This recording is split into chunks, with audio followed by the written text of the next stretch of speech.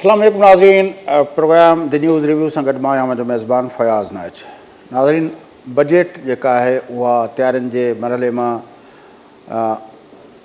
निकिरी चुकी हूंदी, यकीनी तौर ते प्रिंटिंग जे मामलनि में हूंदी, ऐं छाकाणि त हुकूमत जे ऐलान मुताबिक़ 10 तारीख़ ते बजट पेश कयो वेंदो ऐं उमेदु कजे थी त सुभाणे जेको आहे इकनॉमिक सर्वे बि पेश कयो वेंदो। पर बजट जे हवाले सां जेको हिन वक़्तु सभ खां अहम मसइलो आहे पाकिस्तान जी मईशत सां, उहो आहे IMF जो पैकेज जो मिलणु। IMF पैकेज कीअं ॾींदी? IMF जो पैकेज जे मिलण सां जेका सॼी ॻाल्हि लॻापियल आहे उहो हमेशह इहा हूंदी आहे त बजट डेफ़िसिट घटि कयो, ऐं बजट डेफ़िसिट घटि करण लाइ हुननि जेको हिन भेरे चयो आहे त $7,255 बिलियन जी जेकॾहिं कलेक्शन जो जेकॾहिं तव्हां बंदोबस्तु कयो त पोइ तव्हांखे इहो थी सघे थो। हाणे हुकूमत जेकॾहिं $7,255 बिलियन जो टारगेट रखे थी टैक्स कलेक्शन जो, त उहो कीअं अचीव थींदो? उन हवाले सां अॼु की डॉन में मुल्क जे ॿिनि नामियारे इक़्तिसादी माहिरनि सिकंदर शाहिद कारदार ऐं डॉक्टर हफ़ीज़ पाशा साहब जेको आर्टिकल बि लिखियो आहे। पर मजमूई तौर ते मुल्क जी मईशत जी सूरत हाल ऐं हीउ एॾो वॾो जेको टारगेट आहे उहो कीअं पूरो थींदो? हुकूमत वटि त ज़ाहिर आहे सिधो समुझो जेको तरीक़ेकार आहे, ॾिसो था पिया त पेट्रोल जूं क़ीमतुनि में वाधारो थिए पियो, बिजली जे क़ीमतुनि में वाधारो थिए पियो। माना 22 करोड़ माण्हुनि मां जो तेल कढी IMF जी रिक्वायरमेंट्स खे पूरियूं करिणो आहे। बहरहाल इन हवाले सां कहिड़ा उहे मुयसरु थी सघनि था, उन ते गुफ़्तगू कंदासूं ऐं मईशत जी मजमूई सूरत हाल जो बि थोरो जाइज़ो वठंदासूं।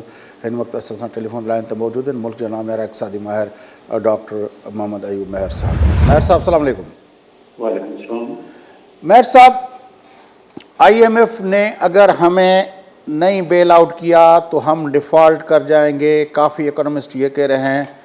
और डॉक्टर फ़ारूक सलीम साहब ने भी कुछ दिन पहले लिखा है कि हमारे अगर IMF ने हमें नहीं किया तो हम शायद श्रीलंका की सूरत हाल में जा सकते हैं। और IMF ने कहा है कि 7,255 अरब तक के टैक्सेस कलेक्शन का आप रखेंगे तब जाके ये मामला ठीक होंगे। आप समझते हैं कि ये किस तरह पूरा किया जा सकता है? देखिए, दो चीज़ें हैं। पहली बात तो ये कि जो IMF ने टारगेट कहे हैं खासतौर पर टैक्स कलेक्शन के बारे में, वो पहले ही एग्रीमेंट हो चुका है और हम मान चुके हैं। अब तो देखना ये है कि उनके कॉन्सिक्वेंसेस क्या होंगे।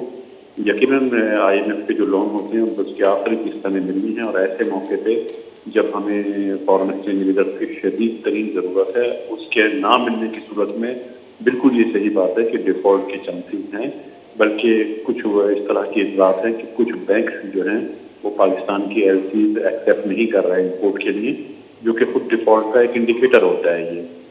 लेकिन इस टाइम देखिए, जो बजट इस वक्त आ रहा है, सिर्फ IMF में इस वक्त दो मसले हैं, वो हमें ध्यान में रखने हैं। जो पहली दफ़ा है कि हमारे बजट में ये दोनों चीज़ें हमें फेस करनी होंगी। एक तो चीज़ ये है कि IMF की बिल्कुल जो फॉरेन एक्सचेंज रिजर्व कम होने के बाद जो उसकी हमें किस्त मिलनी है, आखिरी किस्त पिछले जो एग्रीमेंट की, वो डिले हो रही है। और डिले ऐसे वक्त पे हो रही है जब फॉरेन एक्सचेंज बहुत खतरनाक हद तक हमारी इंपोर्ट रिक्वायरमेंट से कम कर गए हैं। एक तो ये बात पहली बात है। दूसरी चीज़ ये कि ये पहला बजट होगा जो स्टेट बैंक के ऑटोनोमस होने के बाद आ रहा है। इससे पहले स्टेट बैंक की ऑटोनोमी नहीं थी, तो हमारे पास एक डोमेस्टिक फाइनेंसिंग का एक सोर्स अवेलेबल था। अब स्टेट बैंक जो है उसको लेजिस्लेशन के जरिए IMF की कहनी पर ऑटोनोमस कर दिया गया है। इस वक्त मसला तो मतलब है कि IMF ने स्टेट बैंक वाला दरवाज़ा भी हमारे लिए बंद किया हुआ है।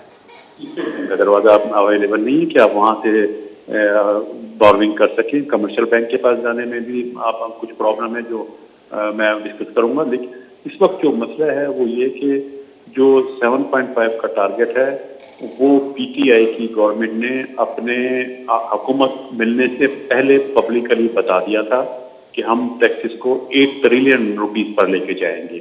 ये हुकूमत में PTI के आने से पहले उनके 10 नौ की जो एजेंडा था उसमें शामिल था कि हमने तो 8 ट्रिलियन रुपीस की कलेक्शन करनी है। तो 7.5 जो है उसी के मुताबिक है। अभी IMF की कंडीशन भी नहीं आई थी जब भी 8 ट्रिलियन की बात हो गई थी। मसला ये नहीं है, मसला ये है कि ये जो कलेक्शन की जाती है, PTI ने कहा था वो डायरेक्ट टैक्सेस के जरिए हम करेंगे, एडमिनिस्ट्रेटिव मेजर लेंगे। लेकिन ये जो कलेक्शन जितनी भी की जाती रही है गुज़िश्ता 3 सालों में, और अब भी जो एक्सपेक्टेड है वो इनडायरेक्ट टैक्सेस से ये कलेक्शन करेंगे, यानी GST और दूसरे जो टैक्स जिनका बर्डन पब्लिक पर पड़ता है उस पे जोर पड़ेगा, उससे यकीनन महंगाई होगी और पॉवर्टी का लेवल मजीद इंक्रीज होगा। ये एक खतरनाक बात है।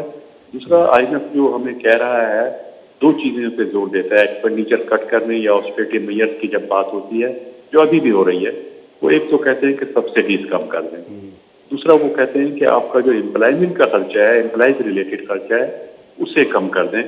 देखिए, अगर आप सिस्टम में या इंटरनेशनल कंपैरिजन करें तो सब्सिडीज जो है वो नेबर कंट्री है इंडिया, वहाँ उनकी टोटल जो बजट होता है उसका 25% सब्सिडीज पर खर्च करते हैं वो लोग। बांग्लादेश में 35% है। यूरोप और USA में 50% of the total expenditure subsidies पे होता है। पाकिस्तान में लेस देन 8% सब्सिडीज पे खर्च होता है, ऑलरेडी लेस देन 8%।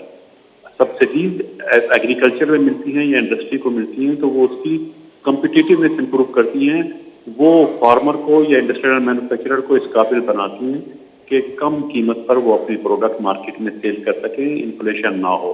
लेकिन अगर आप इन्फ्लेशन कंट्रोल करें एडमिनिस्ट्रेटिव मेजर के जरिए, मार्केट में किसी चीज़ की कीमत कम करना चाहें, लेकिन फार्मर को या प्रोड्यूसर को, इंडस्ट्रियल प्रोड्यूसर को वो चीज़ उसकी कॉस्ट में ना पड़ रही हो, तो जाहिरी तौर पे इकोनॉमी में फिर जो प्रॉब्लम होती है आप अंदाजा कर सकते हैं। तो सब्सिडीज तो पहले ही हमारी 8% से कम है, दूसरी कंट्रीज में 25, 30 और 50% है। हमें क्यों इसी चीज़ पर कमी पर क्यों IMF डिसाइड कर रहा है? हम कम्पिटिटिव नहीं रहेंगे। दूसरा, सेविंग्स का बजट इंडिया में 10% है, बांग्लादेश में 25% एक्सपेंडिचर सेविंग्स पर खर्च होते हैं एम्प्लॉयज की, हमारा ऑलरेडी 7% है।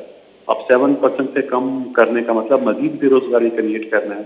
तो ये जो एक्सपेंडिचर कट करने की, जिन चीज़ों पर एक्सपेंडिचर कम करने के मुतालबा आ रहा है IMF की तरफ से, और हमारे लोग उस पर अनफॉर्चुनेटली नेगोशिएट करके अपनी विलिंगनेस भी दे चुके हैं, साइन कर चुके हैं उस एग्रीमेंट पर। अनफॉर्चुनेटली वो एक प्रॉब्लमेटिक इशू है, ये बजट में फेस करना होगा और इनको कम करनी होगी, जिससे एक नई प्रॉब्लम क्रिएट हो सकती है। अच्छा, जो डॉक्टर हफीज़ पाजा और शाहिद कारदार साहब ने लिखा है कि ये अगर हम 10% के हिसाब से, अगर ग्रोथ के हिसाब से FBR के रेवेन्यू कलेक्शंस होती हैं तो ये 630 बिलियन तक पहुंचेगी, लेकिन अगर हम 21% तक ले जाते हैं ग्रोथ तो फिर 6,900 बिलियन तक पहुंचेंगे। इससे ज़्यादा वो कह रहे हैं कि फिजिबल नहीं है। आपके ख्याल में 21% जो ग्रोथ है अपना टैक्सेस की, वो हम कहाँ से करेंगे? जिस तरह आपने कहा कि 7 to 50 पे तो हमने एग्रीमेंट किया है, लेकिन फिजिबल नहीं है। और ऐसे मौके पे हम बात कर रहे हैं टैक्स बढ़ाने की, जब पूरी दुनिया में टैक्स कम करने की बात की जा रही है। वर्ल्ड में इकोनॉमी में एक प्रॉब्लम आ रही है, पूरी वर्ल्ड इसको ग्लोबली भी फेस कर रही है। जब आपके यहाँ इन्फ्लेशन बढ़ रहा हो, चीज़ों की प्राइसेस बढ़ रही हो और GDP ग्रोथ या पर कैपिटा इनकम की ग्रोथ उस हिसाब से ना हो रही हो, इनकम बढ़ नहीं रही, चीज़ें की प्राइसेस बढ़ने का मतलब है खर्चे बढ़ रहे हैं। जब इनकम भी लोगों की नहीं बढ़ रही और खर्चे भी बढ़ रहे हैं तो उस वक्त टैक्स लगाए जाने का क्या अंजाम हो सकता है, आप देख लें। यानी फिर इस वक्त ये होगा कि अगर जब इनकम भी नहीं है और खर्चे ज़्यादा हैं, फिर आप बताएं कि टैक्स भी गवर्नमेंट ने ज़्यादा कलेक्ट कर लिया है, तो लोगों ने वो टैक्स कहाँ से दिया होगा? जब इनकम नहीं बढ़ रही और खर्चे बढ़ रहे हैं तो टैक्स कहाँ से दिया होगा? टैक्स यकीनन फिर सेविंग्स से दिया जाएगा आपको, और जो सेविंग की गई होगी उनमें से टैक्स दे दिया जाएगा। सेविंग से टैक्स देने का मतलब है इन्वेस्टमेंट के लिए आपके पास फंड नहीं बचेंगे, आप लोग मजीद इन्वेस्टमेंट नहीं कर सकेंगे, नए बिजनेस ऐसे शुरू नहीं कर सकेंगे। लेकिन जो अपना आज के आर्टिकल में मैं पढ़ रहा था तो उसमें लिखा गया था कि एक वजह यह है कि हमारे इंपोर्ट बढ़े हैं, तो इंपोर्ट के ऊपर जो हम ड्यूटी लेते हैं उसकी वजह से भी टैक्स हमारे बढ़े हैं। बिल्कुल सही, बिल्कुल सही। लेकिन अब हम जा रहे हैं उस पॉलिसी पे जहाँ पे हम चाह रहे हैं कि लग्जरी गुड्स वगैरह वो इंपोर्ट ना हो, ताकि हमारा जो है करंट अकाउंट डेफिसिट में हमें जो प्रॉब्लम हो रहे हैं उसको हम एड्रेस करने के जा रहे हैं। तो उसका मतलब है, मैं इसी बात को मुख्तसर करके जो कह रहा था कि जो टैक्सेस अभी तक जो हम अभी भी बताता रहे ना कि हमने टैक्स की कलेक्शन बहुत ज़्यादा बढ़ा दी है, टैक्स कलेक्शन बढ़ी है। देखिए, इनडायरेक्ट टैक्सेस की कलेक्शन बढ़ने में FBR का बिल्कुल कोई कमाल नहीं है। जब आपकी इंपोर्ट बढ़ती है तो इंपोर्ट ड्यूटी ज़्यादा कलेक्ट हो रही है, एक तो इसका ये रीज़न था। दूसरे क्वांटिटी वाइज नहीं, वो प्राइस वाइज होती है, रुपीज़ में वो चीज़ कितने की पड़ी। अगर डॉलर अप्रिसिएट करेगा, पाकिस्तानी रुपये में वो चीज़ अब ज़्यादा महंगी हो जाएगी, तो आप रुपीस पर उससे टैक्स ले रहे हैं, ज़्यादा टैक्स कलेक्ट करेंगे। इसी तरह जब भी इन्फ्लेशन होगा, कमोडिटीज़ की प्राइसेस बढ़ेंगी मार्केट में, तो जीएसटी ज़्यादा कलेक्ट होगा। तो ये तो एफपीआर का कोई कमाल नहीं कि चीज़ें महंगी हो रही हैं तो उनकी प्राइस बढ़ रही है, टैक्स तो लगते ही प्राइस पर है, तो वो ज़्यादा कलेक्शन हो जाएगी। यही तो स्ट्रैटेजी मैं कह रहा हूँ कि ये अच्छा तमाम पार्टीज एग्री करती रही है, पीटीआई, नून लीग और पार्टी ने ये कहा है कि हम इनडायरेक्ट टैक्सेस से डायरेक्ट टैक्सेस पर शिफ्ट करेंगे, लेकिन अनफॉर्चुनेटली गुज़िश्ता 4-5 साल में आप देखें इनडायरेक्ट टैक्सेस का रेशो टोटल टैक्स कलेक्शन में बढ़ता गया है। वो कौन से टैक्सेस की बात करें हम? इनडायरेक्ट टैक्सेस में जीएसटी सबसे बड़ा टैक्स जीएसटी है। जब भी चीज़ें महंगी होंगी जीएसटी की कलेक्शन ऑटोमेटिकली बढ़ जाएगी गवर्नमेंट को, क्योंकि चीज़ें की प्राइस बढ़ रही है और टैक्स जो लग रहा है वो प्राइस पे लग रहा है। जब प्राइस बढ़ेगी टैक्स की कलेक्शन बढ़ जाएगी। दूसरी इम्पोर्ट ड्यूटीज हैं, वो जब भी डॉलर की वैल्यू बढ़ेगी गवर्नमेंट की इम्पोर्ट ड्यूटी खुद ब खुद बढ़ जाएगी। अच्छा डॉक्टर साहब, ये हमारा जो सारा मंबा है वो इसी बात पे खड़ा हुआ है कि हम सब्सिडीज़ देते हैं। मिसाल के तौर पर हमने कितनी सब्सिडीज़ दी हुई हैं कि हम टेक्सटाइल को सब्सिडी देते हैं कि आप जो है वो एक्सपोर्ट बढ़ा के देंगे हमें, फिर वो कहते हैं कि हमने जो है वो इतने % जॉब्स क्रिएट किए हैं और इतना हमारे एक्सपोर्ट में कंट्रीब्यूट किया है। इसी तरह दूसरे सेक्टर्स को हम देते हैं।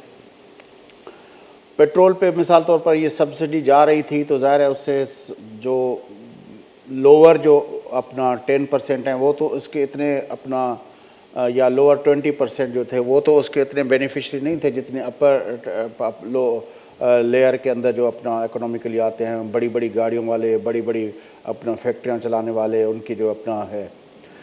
तो हम इस मुल्क के अंदर जिस तरह आपने कहा कि इनकम सेल्स टैक्स बढ़ रहा है, उसका मतलब है कि हम जो गरीब आदमी आटा खा रहा है, दाल खा रहा है, बच्चे के लिए दवाई ले रहा है, बड़ा हिस्सा वो दे रहा है। कंजम्पशन पे जो सेल्स टैक्स ज़ाहिर है कंजम्पशन पे होता है, तो बड़ा हिस्सा हम गरीब से ले रहे हैं।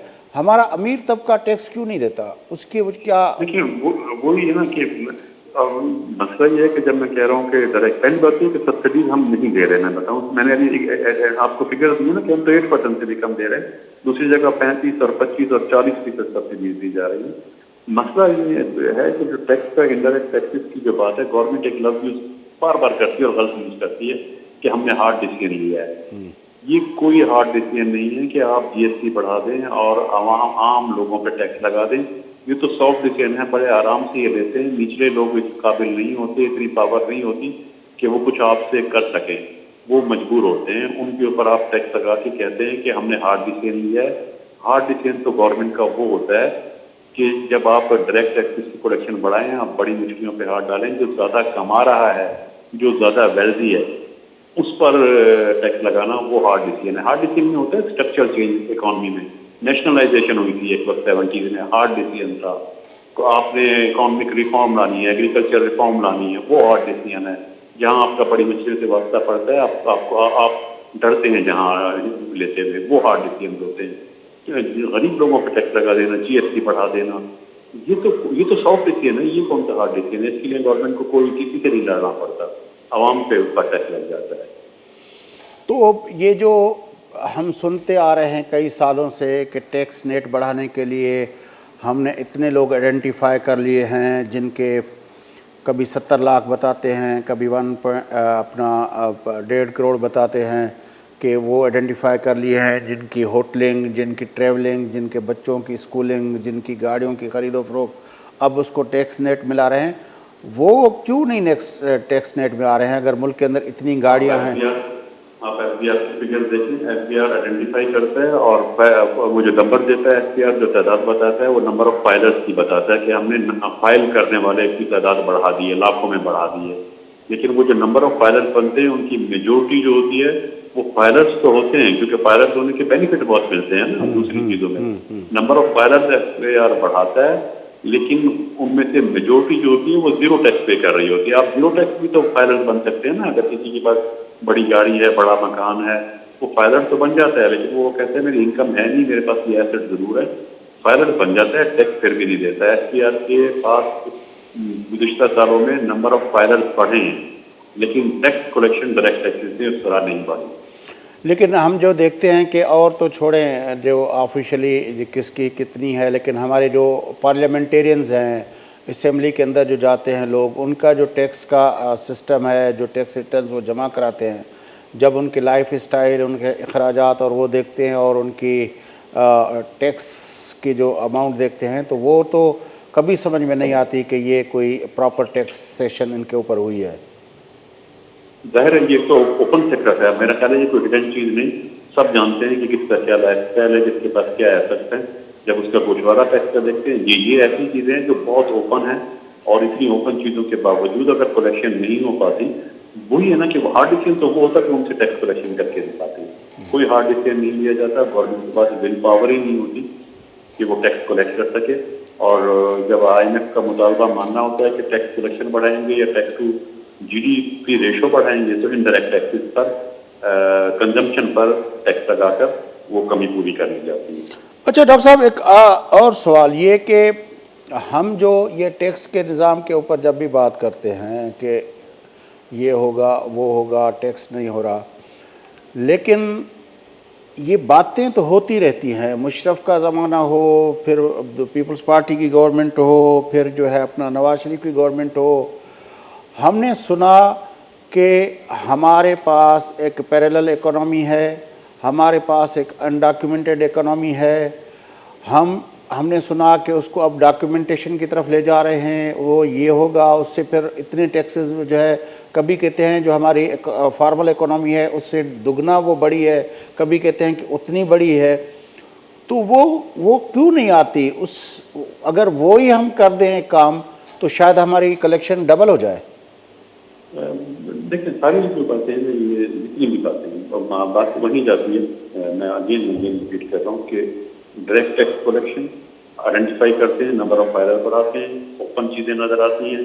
आप इनफॉर्मल लोगों को, जो इकॉनमी है, जो इकॉनमी में अपना रोल प्ले कर रहे हैं लेकिन टैक्स नहीं दे रहे हैं, हिडन इकॉनमी है, उसको आइडेंटिफाई नहीं कर पा रहे, या कर पा रहे हैं तो टैक्स ही कलेक्ट कर पा रहे हैं। बात वही है, सब चीज़ों के लिए विल पावर की जरूरत है। अगर कोई गवर्नमेंट ऐसी आ जाती है, माजी में लिए गए हैं हार्ड डिसीजन लिए गए हैं जो आप 30 साल में नहीं लिए गए, आप कोई गवर्नमेंट नहीं ले पा रहे। अगर वो हार्ड डिसीजन ले लिए गए, टैक्स जिससे टैक्स कलेक्ट करना चाहिए उसी से टैक्स कलेक्ट किया जाए, तो मसला हल हो जाएगा। तो रेवेन्यू बढ़ाना इस मुल्क के लिए मसला नहीं है, विल पावर होना मसला है। विल पावर किसी भी गवर्नमेंट में नहीं। बड़ी मेहरबानी डॉक्टर अयूब मेहर साहब, आपने हमें ज्वाइन किया। नाज़रीन, मुल्क जा इक़्तिसादी माहिर, नामियारा इक़्तिसादी माहिर डॉक्टर अयूब मेहर साहब सां गॾु हुआ। मुल्क के अंदर कलेक्शन, टैक्स कलेक्शन न थींदी त पोइ मुल्क जी मईशत कीअं हलंदी, जेकॾहिं ईअं सेल्स टैक्स ते ऐं हिन ते वधंदी वेंदी ऐं इम्पोर्ट्स बंदि कंदासूं त पोइ उन सां छा थींदो। इन्हनि समूरनि मसइलनि ते गुफ़्तगू जे सिलसिले खे अॻिते वधाईंदासूं, पर फ़िलहालु वठूं था वक़्फ़ो, वापसि अची प्रोग्राम खे अॻिते वधाईंदासीं।